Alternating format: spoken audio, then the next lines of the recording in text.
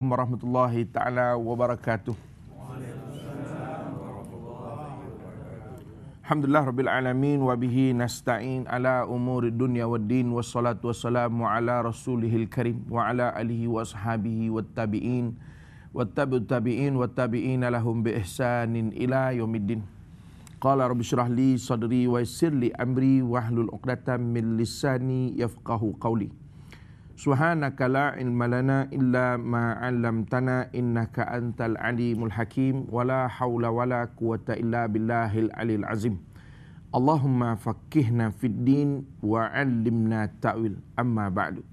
Para penonton Tanyalah Ustaz yang dirahmati Allah sekalian, terima kasih kerana terus setia saban hari setiap pagi di hadapan TV masing-masing menantikan rancangan yang mudah-mudahan memberi manfaat dalam kehidupan kita. Dan sebagaimana biasa setiap pagi kita mulakan pagi dengan ilmu yang mudah-mudahan dapat memberi panduan dalam kehidupan kita. Dan pagi ini bersama-sama dengan saya pula Ustaz Haryanto Rizal Rukman, dan bersama-sama dengan saya di studio pada pagi ini ialah rombongan daripada utara. Oh tu dia, daripada mana ni? Daripada Perumahan Kastam Bukit Gelugok, Pulau Pinang. Pahabak semua. Oh, saya bunyi utara pula dah. Selamat datang ke Tanyalah Ustaz. Terima kasih kerana bersama-sama dengan saya pada pagi ini dan penonton di rumah untuk kita bincangkan tajuk kita. Tahukah tajuk kita pagi ni? Tajuk kita pagi ni ialah peribadi suci. No? Makna peribadi suci ni kita akan bincang selepas ni apa dia. Sebelum kita nak kita nak meneruskan perbincangan kita pada pagi ini, kita tengok dulu daripada surah Taubah. Ya. Jadi siapa yang ada mushaf boleh buka surah Taubah. Ya. Surah yang ke-9. Surah Taubah ni maknanya surah pengampunan. Ya. Baik, kita nak tengok ada kaitan ayat yang menerangkan perbincangan kita pada pagi ini, insya-Allah. Baik, tuan-tuan boleh tengok ayat 109. Yang dalam studio ni memang hafal semua tu. InsyaAllah. Dan ayat ni pun saya ingat biasa kita baca dah. Okay? Yang di rumah boleh tengoklah. Dah siap kan makcik? Ada yang pergi lari tu, bilik ambil mushaf. Kita bagi can dia lari sat-sat kita golek naik. No? Okey, baik. Buka makcik, muka surat buka sendirilah. Ayat 109. No? 109. Baik, a'udzubillahi minasyaitonirrajim. Afaman assasa bunyanahu ala taqwa minallahi.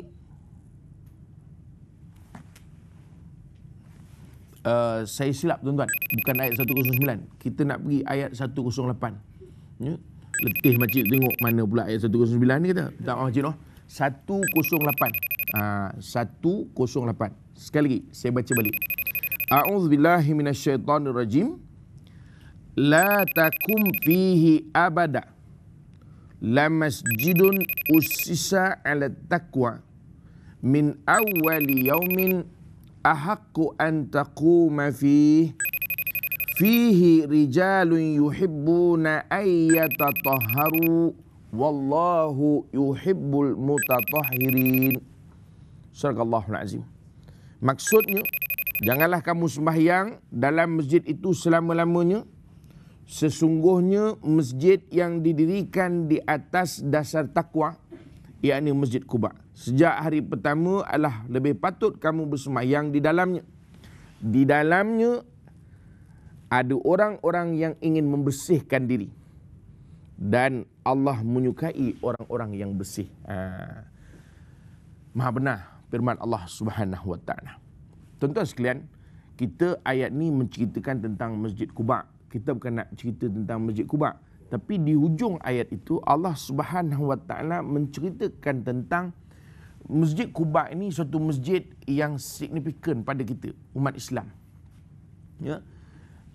Dan Masjid Quba ini suatu ketika dulu ada satu masjid pula orang bina yang dipanggil Masjid Dirar, ataupun masjid yang memang sengaja dibina untuk nak mencah belahkan masyarakat. Maka Allah nak menyatakan bahawa di dalam masjid ini ada orang, fihi rijalun, kata Allah Subhanahu Wa Taala. Ada orang yang kata Allah Subhanahu Wa Taala suka untuk membersihkan diri. Ini yang kita nak cerita hari ini tentang pribadi suci. Dan Allah suka kepada orang-orang yang bersih. Sebab itu bila kita sebut, dia ada kadang-kadang orang sebut suci pribadi. Hak ni kita kata ni pribadi suci, dia lain. Suci pribadi makna kata dalaman tu suci. Okey? Tapi yang kita nak maksudkan tajuk kita hari ni ialah pribadi suci, bererti pribadi seseorang yang suka kepada kebersihan. Tuan-tuan sekalian, nampak tajuk ni macam lekeh no? Tapi kita nak bagi tahu. Sebab itu Allah Ta'ala gambarkan orang-orang yang ada di dalam masjid itu, masjid yang signifikan kepada Islam itu sendiri. Allah menggambarkan ada orang-orang yang suka mensucikan dirinya.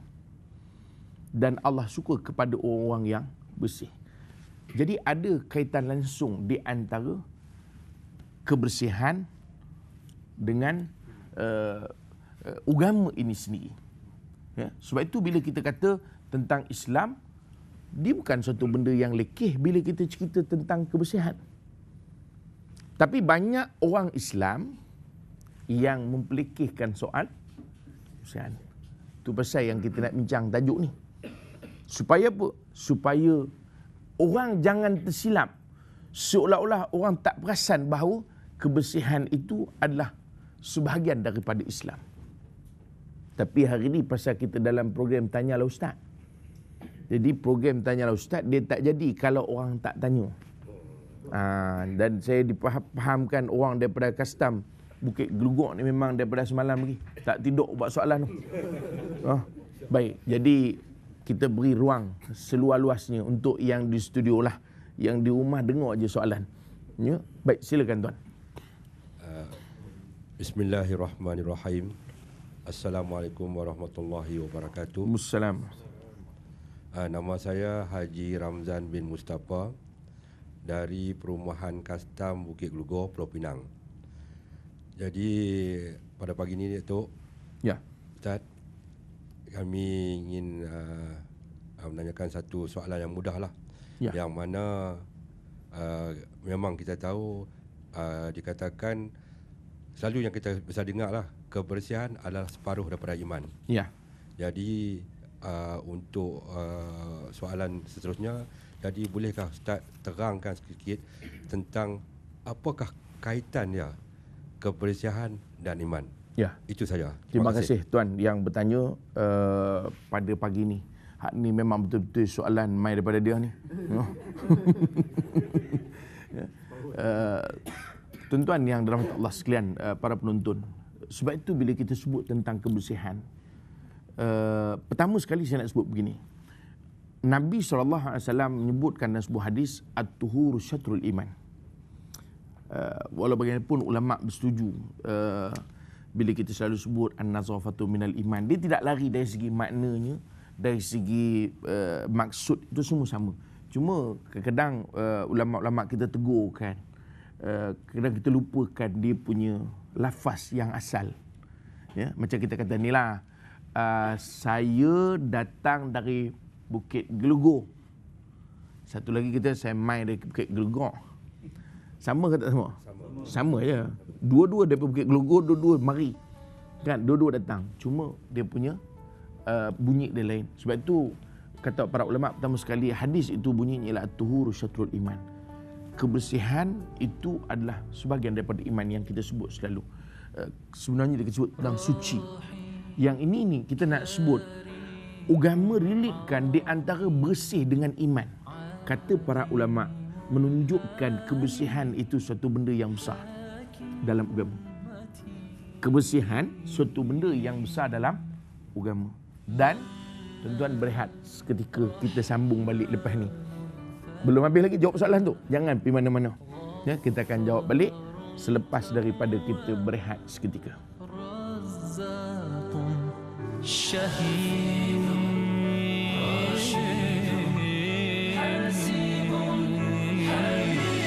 Ayuh, kita kembali semula dalam perbincangan kita pagi ini dalam Tanya Ustaz. Tadi kita bincangkan tentang at-tuhur syatrul iman. Kebersihan, mudah kita faham hari ini orang panggil kebersihan sebahagian daripada iman. Tu noh. Kita biasa tahu gitu noh. Tapi kita sebut tadi bahawa bila sebut tentang kebersihan, kita kata Allah Nabi SAW relatekan dengan iman, menunjukkan benda tu besar. Dan ni kita nak sambung. Yang kedua kita kata banyak ibadah dalam agama ni dia tak jadi kalau dia tak bersih. Betul ke? Betul tak? Semayang kalau tak bersih boleh semayang ke? Tak boleh. Tak. Puasa kalau tak bersih boleh puasa ke? Tak boleh. Bersih ni sekejap kita bincang detail lah. Kita sebut umum dulu. Satu orang perempuan kalau tak bersih, mana masih dalam haid, kan? Boleh puasa ke? Tak boleh puasa. Kita nak semayang di tempat hak tak bersih, boleh semayang ke? Tak boleh. Tak boleh. Tuan-tuan, banyak perkara dalam Islam. Bahkan kita kata nak keluar zakat, duit tak bersih. Ni orang custom tahu tu. Nah, kita kira tangkap orang lah. Tak, maknanya kalau tak bersih, perlu keluar zakat tak? Tak perlu. Tak payah perempuan datang pergi pusat zakat. Saya nak bagi zakat sikit. Saya biaya buat rompak malam sejuta. Berapa zakat? Tak payah. Tak, kita nak sebut tuan-tuan, kebersihan ni dalam agama dia sangat benda yang begitu penting. Cuma kita memang dalam Islam pembahagian bersih tu dia ada macam-macam lah. Jiwa, pembahagian bersih, luaran dan sebagainya. Tapi asas dia ialah bersih. Boleh faham? Sebab itu bila kita kata apa kaitan kebersihan dengan iman, kerana nak menggambarkan bersih ni dia suatu prinsip dalam Islam. Faham tak? Duk menung. Tak tahu ni menung pasal malam tadi mai daripada Bukit Gelugok ke, ataupun menung tu pasal duk menung. Ingat, sebab itulah makna hidup kita orang Islam. Penampilan kita, rumah kita, tempat kerja kita, semua sekali negara kita patutnya hak paling bersih sekali pasal kita orang Islam. Faham tak makcik? Tu tengok keliling rumah tu. Tu. Keliling, bukan keliling rumah luar, dalam dulu dalam. Tu. Baju duk bawah sana, pampers malam tadi duk ada lagi hujung sana. Tak, cucu kita main seminggu sudah meh, tak kutip lagi. Wahal kita rumah orang Islam. Tak, tu tengok depan rumah kita tu. Kumpul habis semua. Tikus ada sarang. Cuba tengok. Tengok depan rumah masing-masing. Tak, ni bukan dalam studio, hak luar tu. Tu. Wahal ni rumah orang Islam. Di mana tuan-tuan prinsip kita? Sebab itu ada kaitan di antara kebersihan dengan iman. Kita beriman, kebersihan itu prinsip kita. Boleh faham no? Faham? Kalau faham kita bagi orang lain tanya pula no. Silakan. Nampak macam anda pegang mikrofon kat tadi. Bertenang. Bertenang. Silakan tanya. Bismillahirrahmanirrahim. Assalamualaikum Ustaz. Waalaikumsalam. Kita tahu Nabi Muhammad SAW menitik berat tentang kebersihan. Ya. Jadi bolehkah Ustaz bagi pencerahan tentang kepribadian Rasulullah SAW tentang kebersihan ni? Ya, betul. Tuan-tuan yang dirahmati Allah sekalian, bila kita cerita tentang Nabi ni contoh tertinggi. Ya. Nabi contoh tertinggi. Bahkan pribadi Rasulullah SAW itu juga disebut oleh Aisyah Ummul Mukminin radhiyallahu anha, mengatakan bahawa pribadi Rasulullah SAW itu seperti mana dalam Quran. Ustaz tadi ni dengar ni ada orang Kelantan bukan, dia kata apa Ustaz ni cakap utara pula. Tak, pasal audien utara. Nah, lagi kalau audien Kelantan saya kata Kelantan pula lah. Tuan-tuan, kita sebut ayat yang kita sebut dalam surah Taubah ayat 108 tadi. Allah Ta'ala sebut tentang Allah suka kepada orang-orang yang bersih. Wallahu yuhibbul mutatahhirin. Bila Aisyah radhiyallahu anha, Sayyidatina Aisyah Ummul Mukminin menyatakan bahawa kana khuluqul Quran, akhlak Nabi Quran, hak ni pertama sekali nak menunjukkan bahawa Nabi orang yang buat kebersihan. Kita cerita ni tentang kebersihan. Bila kita kata Nabi bagaimana contoh, tentulah. Sebab itu Quran kata, Sayyidatina Aisyah sebut akhlak Nabi Quran. Bermakna kalau Quran kata Allah suka kepada orang yang bersih, Nabi ni orang dia bersih tak? Bersih. Hak ni satu kita nak bagi perkuat dulu. Saya pun cakap ni pahal ni. Yang ini kita nak perkuat dulu. Kita faham dulu. Jadi berarti Nabi orangnya bersih. Bagaimana? Kerana Quran kata Allah suka kepada orang yang bersih. Baik. Yang kedua, kalau kita tengok dalam sirah kehidupan Rasulullah SAW. Kita tengok dalam hadis-hadis Nabi SAW. Ada hadis Nabi SAW yang menyebutkan, kata Rasulullah, tanazzafu fa innal islama nazifun. Nabi SAW kata, bersih-bersihkanlah diri kamu. Sesungguhnya Islam, bila sebut Islam, nazifun, agama yang bersih. Tu. Sebab itu, kita bila sebut bersih ni, kita tengok peribadi Rasulullah SAW sendiri. Antara Nabi suka baju putih. Pakaian warna putih tu antara yang pakaian yang Nabi suka. Betul tak? Nabi suka. Sebab itu kalau kita tengok tentang Rasulullah SAW, sehingga orang buat kasidah tu. Tu kasidah. Kan? Itu nama dipanggil apa ni, yang orang Melayu kita baca tu dipanggil berjanji. Kan? Marra'a wajhaka yas'ad. Siapa yang melihat wajahmu akan berbahagia. Kalau tengok muka kita serabut, orang bahagia ke tengok? Agak-agak serabut tengok. Sebab itu Nabi SAW digambarkan orangnya yang handsome, orangnya yang penampilan yang menarik. Bahkan Nabi, tuan-tuan, kita nak kata orang yang bersih ni, dia tengok benda kotor, dia tak suka. Betul tak? Tapi kalau orang tak kisah benda bersih, dia masuk kedai kotor pun dia balun. Betul tak betul? Dia duduk sebelah kedai tepi longkang pun dia balun. Betul tak? Hak ni bukan kata nasi kandak, bukan. Marah satgi geng nasi kandak kat saya tu. Tak, kita nak sebut tuan-tuan, ni soal dia dalaman. Kalau orang suka kepada kebersihan, dia akan kesan. Sebab itu dia takkan pergi kedai-kedai yang kotor. Dia takkan boleh tengok kotor, dia tak boleh tengok, dia tak selesa. Hatta kalau pakaian dia kotor, dia rasa semacam hak ni. Sebab itu Rasulullah SAW, orang yang begitu. Pernah satu ketika dalam satu riwayat, Nabi SAW tengok ada satu orang lelaki serabut. Rambut serabut, tak turun ni. Nabi SAW kata apa? Bagilah orang ni, apa nama? Sikat rambut. Ni dah serupa setan lah. Tak, Nabi sebut dalam hadis tu.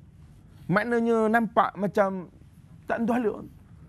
Nampak tak? Apa panggil apa? Serongeh lah, nampak serongeh. Bahasa serongeh. Tak, makna kata nampak serabai lah tuan, teruk lah nampak. Nampak tak? Ini jiwa Rasulullah SAW. Sebab itu Rasulullah tu macam kita lah kan. Kita ni jenis tak suka anak kita pakai baju kuning. Kan contoh lah. Apa dia hang pakai baju kuning? Tukar. Buat hal apa masalah pakai baju kuning? Tapi pasal jiwa kita tak kena dengan baju tu. Betul tak? Itu sama. Sebab tu dia dah menjiwai. Bila dia menjiwai, wahal tak ada apa pun. Tapi dalam soal kebersihan ni, apatah lagi? Nabi SAW nak menunjukkan jiwa Rasulullah SAW. Sebab tu kita kena macam tu. Hak tu tengok kasut kita, tengok. Tak payahlah tengoklah. Ada juga pergi tengok bawah tengok. Kan?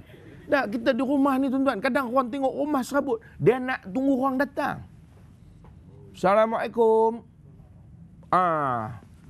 Sat. Tu, kemas habis. Bukan kemas pun, semua longgok bawah. Bukan bawah katil, bawah kursi. Semua tolak.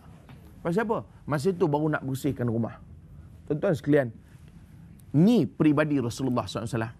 Hak tu kita bila kita kata tentang Rasulullah SAW, kita nak kena faham kot tu. Kita nak kena faham macam itulah. Faham makcik yang di rumah. Baik. Kalau faham, kita pergi soalan seterusnya. Silakan. Assalamualaikum warahmatullahi wabarakatuh. Waalaikumsalam. Saya Muhammad Izhar bin Abdul Rahim. Ya. Soalan saya Ustaz, sebagai umat Islam sendiri, kadang-kala kita melihat tahap kebersihan orang-orang bukan Islam itu adalah lebih baik dari umat Islam sendiri. Mohon pandangan daripada Ustaz. Canggih betul tuan. Orang custom ni. Tak sungguh hak ni memang soalan depa ni.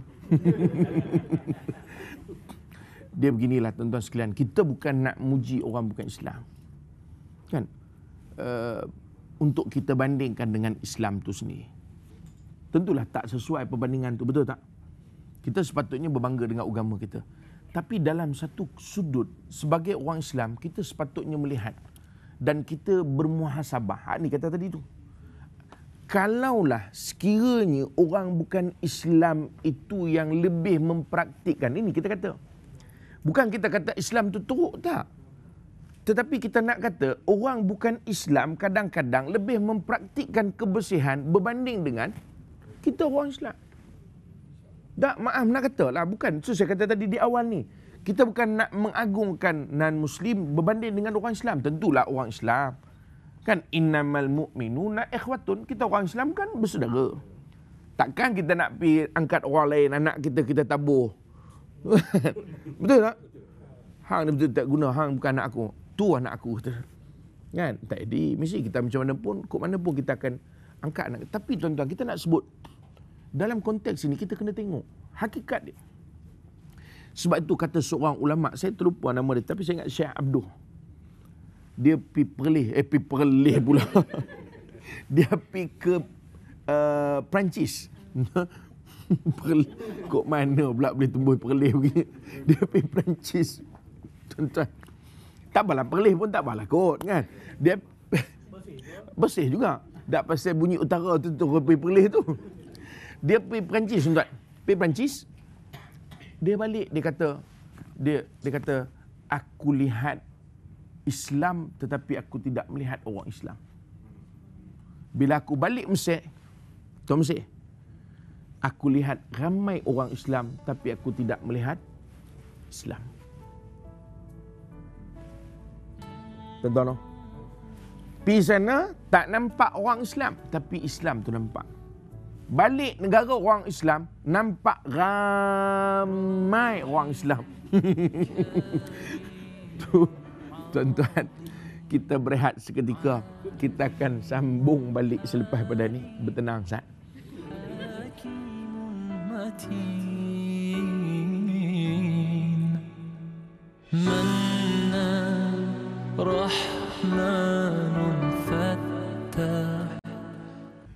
Pak penonton sekalian, kita cerita tadi tentang bagaimana orang kadang-kadang non-Muslim yang lebih mempraktikkan kebersihan berbanding dengan orang Islam. Sebab itu, ini bukan saya kata, saya pun tak pergi sangat. Tapi orang kata, pergilah kita ke negara-negara bukan Islam. Kita tak payah sebutlah, bukan kita nak puji. Tapi itu hakikat dia. Ada seorang sahabat mengaji di sebuah negara orang putih lah, barat. Dia kata dia pergi ke taman. Orang putih ni dia buat anjing. Dia buat anjing. Pergi taman, sehari anjing tu berak. Dia kutip responsibility. Dia rasa tanggungjawab untuk pastikan kebersihan. Tuan-tuan, pergi negara orang Islam, bukan anjing dia berak, dia tak belanjing, dia berak. Betul? Betul. Kita, sebab itu kata Syekh Abdul tadi, dia balik Mesir, betul. Tanya ustaz-ustaz kita mengaji Mesir. Dia ikut dan ya. Dia tak tahan, dia kira paling tu kira okey lah. Kan, dia paling, nasib lah. Tembok ni nasib lah, dia jadi mangsa lah. Tu. Dia ikut gitu lah. Sebab tu kadang-kadang kita, saya nak sebutkan tuan-tuan, sebab kita tak melihat ni suatu prinsip kita orang Islam. Kita tak melihat. Betul. Orang bukan Islam ni kadang-kadang dia bukan pegang, dia kata, oh ni prinsip Islam ni, kita kena pegang. Dah. Dia mungkin, kita kata secara kebetulan kan, mereka suka kepada kebersihan. Tapi kita nak kata, itu prinsip kita. Kita soal suka kepada kebersihan, itu bukan soal kita suka, tapi itu prinsip. Tuan-tuan faham tak faham? Serupa macam orang pakai tudung lah. Hak ni bukan suka pakai tudung. Saya memang suka pakai tudung, Ustaz. Lah ni saya ada 3 koleksi tudung. Tak payah sebut lah, satgi iklan percuma. Bukan pasal suka, pasal memang prinsip kita kena pakai tudung, menutup aurat tu. Boleh faham tak? Sebab tu kalau kita patut orang Islam punya kedai mesti bersih. Kita orang Islam punya rumah mesti bersih. Kena rasa selerat. Tahu selerat? Selerat ni adik-beradik serabut jugalah. Tak makna kita rasa tengok rumah kita tak bersih, kita rasa serabut lah. Rimeh lah, rimeh. Nampak tak? Tu dia. Ini sepatut prinsip orang Islam. Tapi tuan-tuan, hakikat dia, pergi tengoklah. Betul tak, Kak? Pasal ni rumah ni kita tanya orang perempuan lah. Betul tak betul? Rumah kita pun serabut tu. Tak, bukan rumah kita ni kita, tak. Ramai giling. Tak. Tak, makna kata kita tengok kan rumah orang Islam. Tak. Kadang-kadang kita nak guna tandas pun Allahu Akbar. Kadang-kadang kita nak pergi minum dekat rumah dia pun cawan tu duk keladak tu. Betul tak?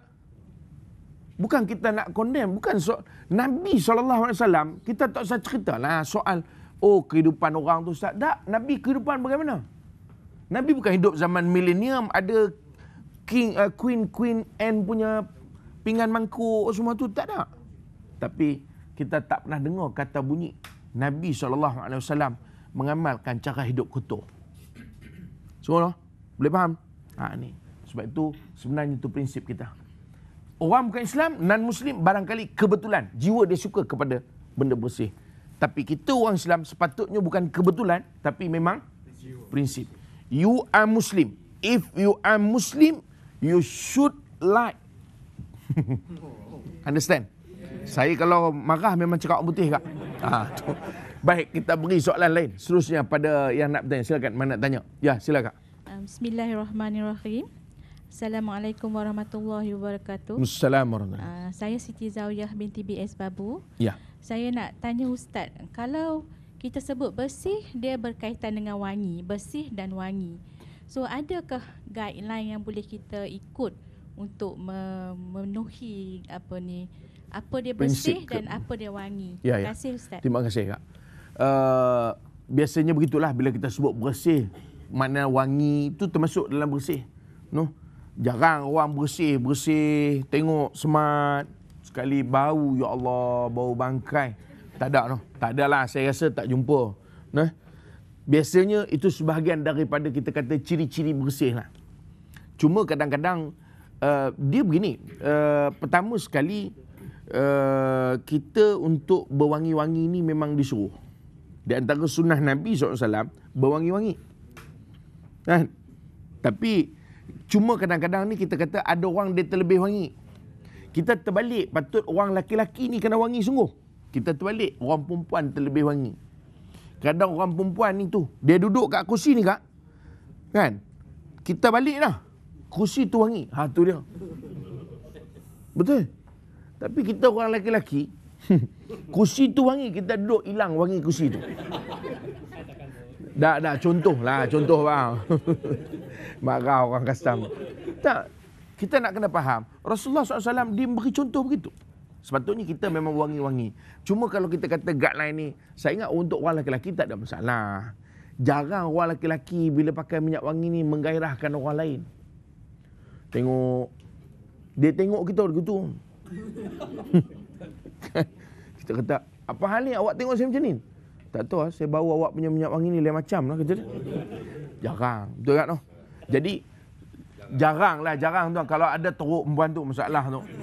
Cuma kita kata kadang orang perempuan lah. Pasal sebab itu ada larangan daripada Nabi SAW. Ya? Nabi larang orang perempuan pakai wangi-wangian yang sebab itu juga boleh termasuk kepada zina dia panggil. Ya? Maknanya orang perempuan tu cukup dia jadi berzina kalau dia pakai minyak wangi itu. Terlampau dia maksudnya ialah minyak wangi yang menarik perhatian orang lelaki. Sebab itu agama larang orang perempuan. Bukan larang pakai minyak wangi kak, jangan salah. Dia ini yang attract, untuk nak attract orang. Ada kan minyak wangi nak attract orang. Kita kalau pakai deodorant, ada orang bau tak deodorant kita? Angkat pun tak bawa abang, melainkan kita duduk bawah ketiak dia. Tak, deodorant ni wangi kan, dia jangan bagi busuk no. Sebab itu orang perempuan mudah kita begini je. Kita pakai minyak wangi bukan tujuan untuk nak attract orang, supaya orang tak bau kita busuk. Itu dia. Itu maksud dia. Sebab orang perempuan dia bahaya sikit. Saya kalau dia pakai minyak wangi keterlaluan, dia jadi lain. Kan kadang orang tak sampai lagi minyak wangi bau lu. Ni bau kat jah ni. Dia boleh tahu bau tu, bau kat jah. Tu, ini kadang-kadang masalah. So kita kena tahu begitulah. Betul dalam konteks agama suruh kita bersih, cantik-cantik. Sebab dia tak lari tu semua. Bersih, cantik tu mesti dia akan masuk satu apa kita panggil ni, dia satu kategori yang sama. Dia tak boleh kata, "Oi, dia cantik no, tapi tak bersih ya." Contoh kita katakan orang perempuan, Ya Allah, cantik betul, tengok orang tu cantik. Tapi baju dia, Allah, tudung dia ada kari. Kan jarang kita orang perempuan nak makan mi kari kan. Tu, penuh mi kari ni dekat muka-muka semua. Tapi orang lawa jarang. Kan? Biasanya dia package cantik, wangi, bersih. Sebab itu bila kita kata bersih, cantik. Betul tak? Cantik benda yang apa dia panggil ni, apa dia panggil istilah kita kata yang bukan common, kita susah kita nak decide dia macam mana yang kata cantik. Tapi bersih biasanya orang tengok cantik. Rumah dia bersih, cantik rumah dia. Biasa begitulah. Ya? Jadi maknanya wangi, cantik, bersih itu benda yang tak boleh lari. Sebab itu cuma kena jaga. Jangan sampai wangi tadi dia jadi fitnah pula. No? Tu dia. Boleh tak? Boleh faham? Yang di rumah faham makcik? Sebab itu Nabi sebut dalam satu hadis. Nabi kata jangan larang orang perempuan pergi masjid. Dah ada hadis juga, suami-suami jangan larang isteri nak pergi masjid. Kadang ada suami tak ada kerja. Cuma kita nak kata, ulama sebutkan, walaupun tak ada larangan, tapi bagaimana guide dia. Nampak? Tuan-tuan baca dalam kitab-kitab, antaranya dalam fiqh sunnah ada disebutkan, antaranya kata para ulama, dia tidak boleh dilarang, tetapi orang perempuan masih tertakluk. Kerana tak nak ada tarikan, attraction. Pasal orang perempuan ni jenis Allah Ta'ala cipta, ada tarikan. Tahu? Ada attraction. Orang lelaki memang lagu tu dia tak ada attraction, tapi dia terattract. Itu memang dia punya sifat. Kod mana pula, betul tuan? Betul. Kita memang paling tu. Kan dia ada radar. Orang lelaki memang Allah ciptakan begitu. Tu. Faham no? Kita pergi kepada soalan lain kalau ada. Pukul berapa jam ni? Dan lagi kot. Dan lagi no? Dan lagi. Baik, silakan. Assalamualaikum Ustaz. Waalaikumsalam. Saya Farizah binti Ahmad. Ya. Saya ingin mengajukan satu soalan berkaitan dengan bersugi. Bersugi, ya. Adakah itu diperlukan setiap insan yang beragama Islam untuk amalan kita setiap hari? Ya, bagus Kak. Bersugi ni orang panggil sunnah lah, tuan-tuan. No? Istilah kita panggil siwak. Tak tahu orang utara panggil apa? Siwak juga no. Ke ada kol-kolah sikit. Siwaka. Dia pasal bukit gelugak dia ada tu. Ya, makna siwak ni kita kata dia sunnah. Betul? Jadi soalnya, adakah siwak ini sebahagian daripada kebersihan yang kita maksudkan ataupun tidak? Hak ni belum jawab lagi. Kita jawab selepas pada ni. Kita rehat dulu, tenang. No? Kita berehat sebentar. Jangan ke mana, belum habis lagi.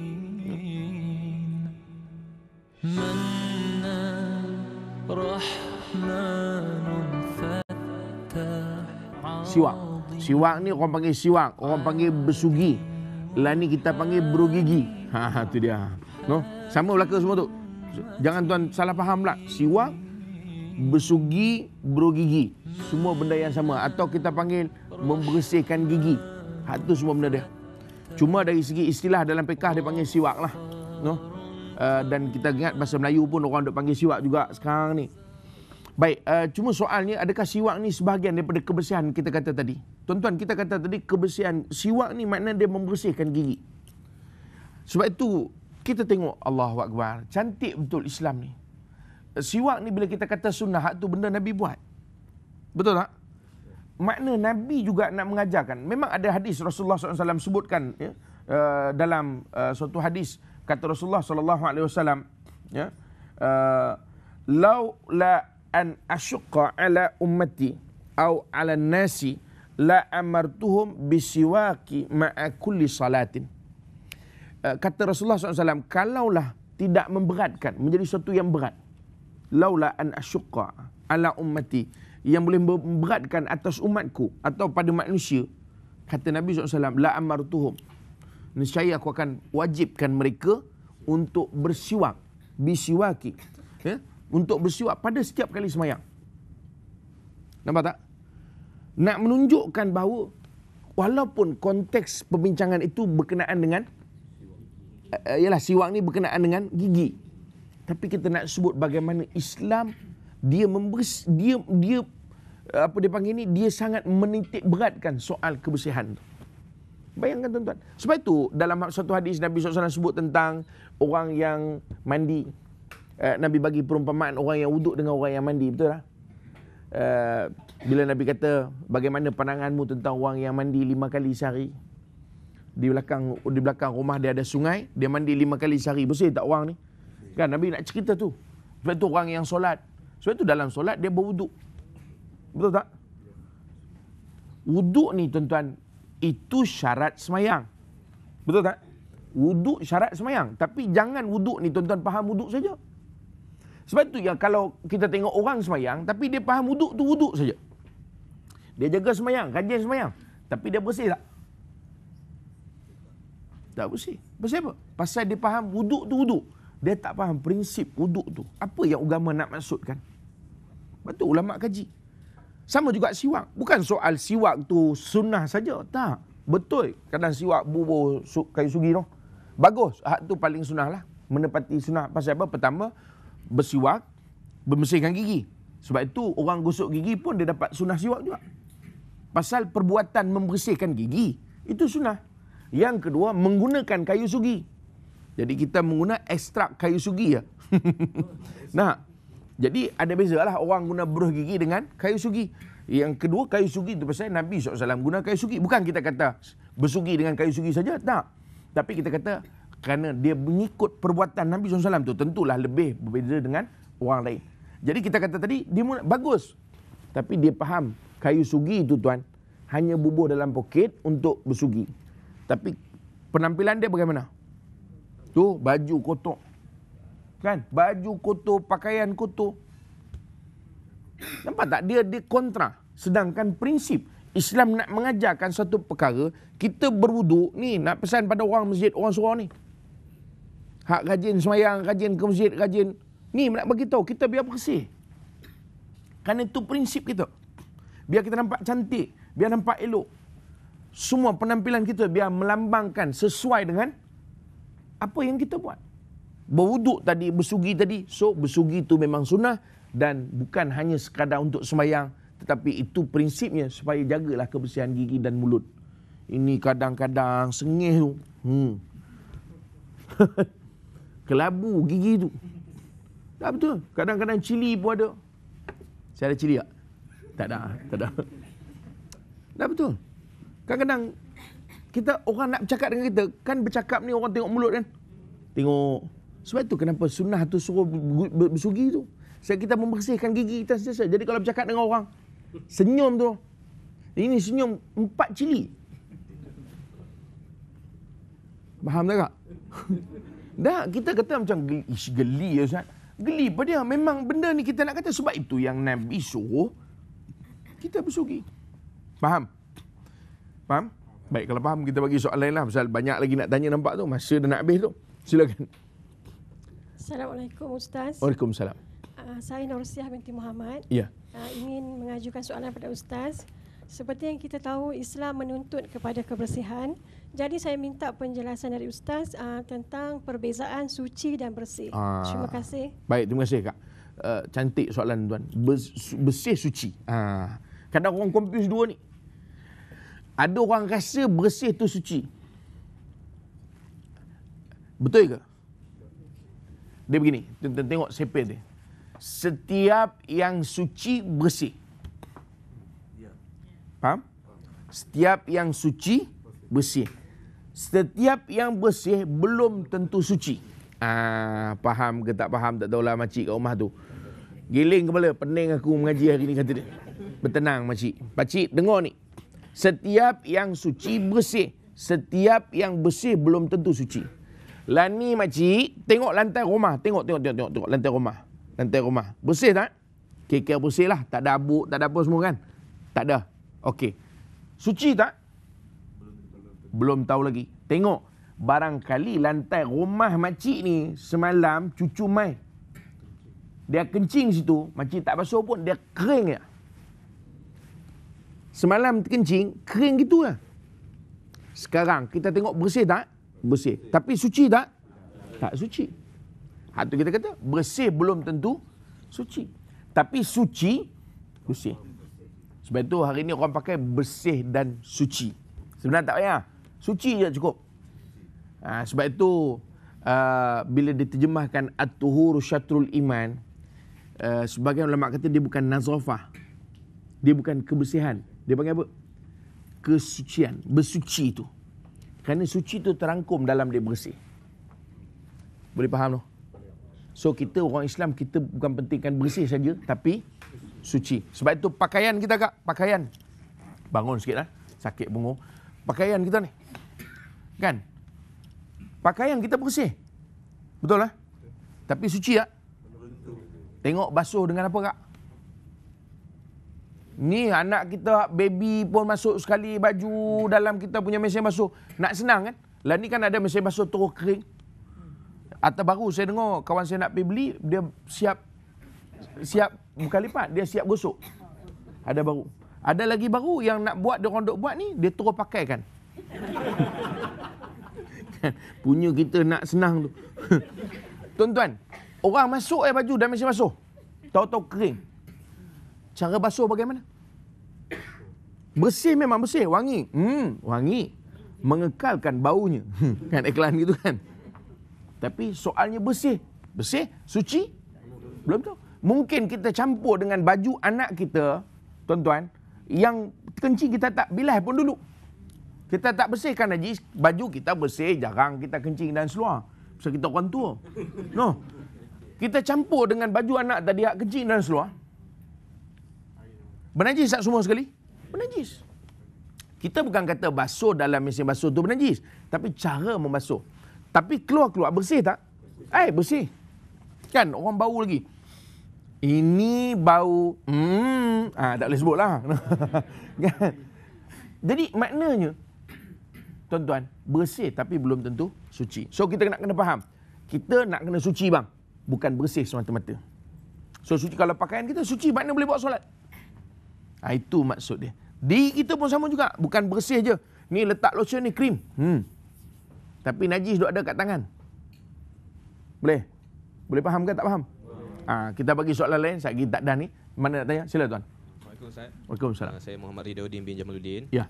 Saya ingin bertanyakan soalan Ustaz. Macam mana kita nak bagi kesedaran akan keprihatinan kepada ibu bapa akan kebersihan dengan anak-anak di rumah. Sekian soalan saya Ustaz. Terima kasih tuan. Hak ni memang kajian pergi kuliah Ahok ni.